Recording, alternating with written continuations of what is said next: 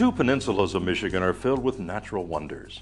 This state is over 58,000 square miles, making it the 23rd largest state in the country. With 3,288 miles of shoreline, Michigan truly earns its nickname, Water Wonderland. Four of the five Great Lakes border Michigan, forming such natural landmarks as the pictured rock shoreline and the Lake Michigan sand dunes. Large forests, both deciduous and coniferous, cover much of Michigan, providing natural habitats for wildlife as well as timber for the lumbering industry. The Porcupine Mountains in the Upper Peninsula form the highest points in the state, rising to 1,900-foot peaks. Islands, rivers, and waterfalls abound within the state, offering both scenic views and recreation sites.